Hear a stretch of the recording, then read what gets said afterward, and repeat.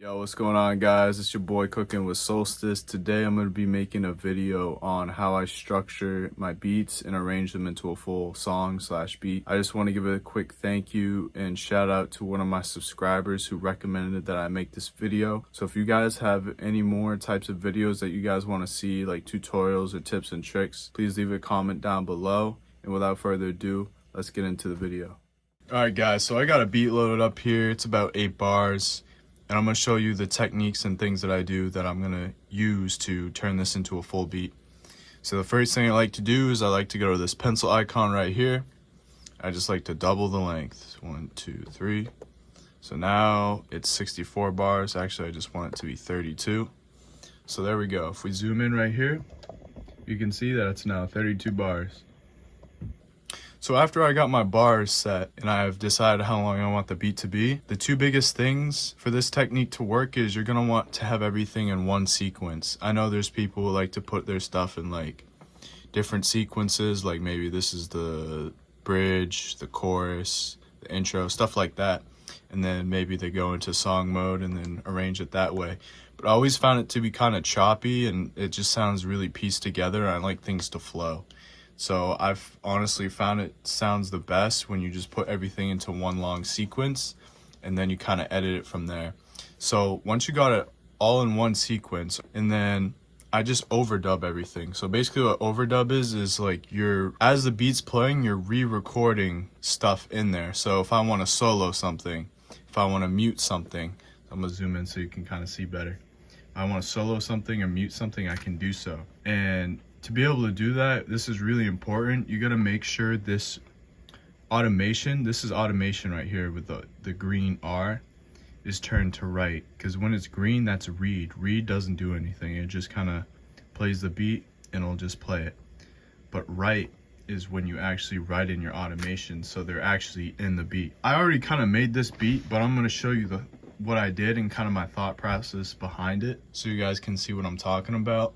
What I did was I automated the sample, so it only played the sample for a couple seconds, kind of give it an intro, and then I would kind of solo the sample whenever I felt like the beat was getting too repetitive. And then sometimes if the soloing of the sample became too repetitive, I would solo the drums. And another thing that you can also do real quick is just make a new drum program and then find an empty track and just solo that. Make sure the program is completely empty, and that'll give your beat space. So that's like a nice little technique. You can just solo the program for a couple seconds, give your beat some space, some time to breathe, and bring back the beat. Alright guys, so I'm gonna play the full beat now and explain like the automations and what I did and why I did it. So the first part is gonna be the intro, and that's just basically me soloing the sample.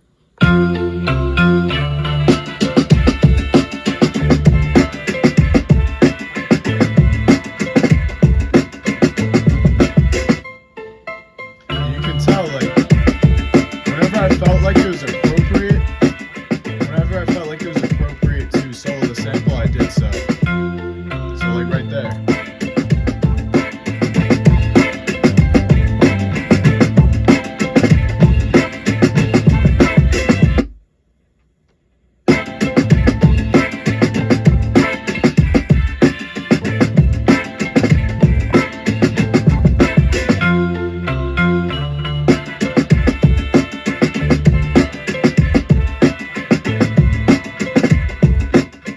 Whenever I felt like the beat was getting a little repetitive, that's when I would add a solo, I would add a mute, sometimes I would even bring in that empty program, solo that, give the beat some space.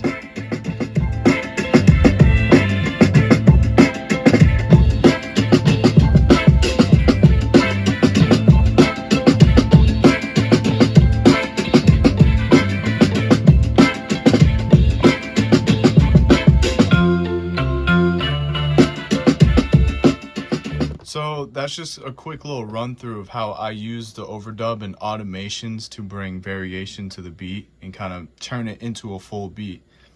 So another thing you can do is you can automate effects. So something really cool that you could try is maybe taking a low pass, bring up the resonance a little bit, bring up the frequency all the way, And then using automation, make sure it's armed right here, as you can see with the R, and it's lit up and it's red. So that every time you want to automate and do overdubs, you got to make sure this button is red. So you could just do like a isolate the bass. So if like you got an artist on there or a rapper, it'll give the rapper like a little space to kind of do his thing.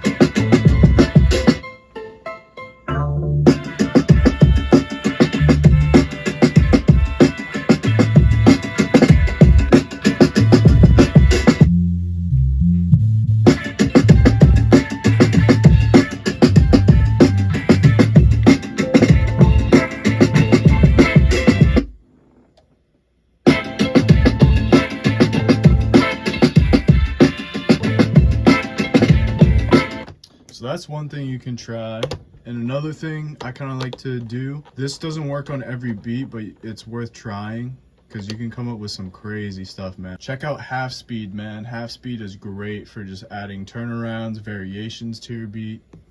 It's crazy, man. So just experiment with effects and plugins and just see how it sounds.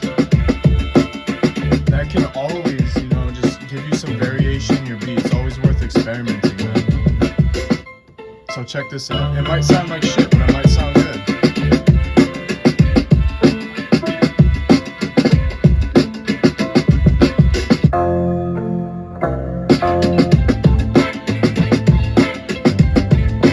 Just to give you guys a quick recap, what I do is I will duplicate the bars. So if you got an 8-bar loop, a 4-bar loop, just go over here, put in the bars that you want, and then just start overdubbing. And make sure the automation is armed so it's writing everything in. And then just experiment with plugins. Use automation on plugins. Use a low pass filter. Use a half speed. Use some weird EQ. Use a phaser, man. Like, experiment with this shit, dude. You can really, like, whatever you can think of and whatever creative idea you have, try to experiment with it and see where it takes you. Because usually every time I've done that, it's made my craziest beats. So yeah, guys, that's the video. Hope it helps, man. Alright guys, so that's the video. Hopefully that helped and it made sense. And if it did, please consider commenting, liking, and subscribing, as it really helps my channel out. If you guys want to see some more content like tutorials, tips, and tricks, please leave a comment down below as well. And without further ado, it's your boy Cooking with Solstice. I'll catch you in the next one. Peace out.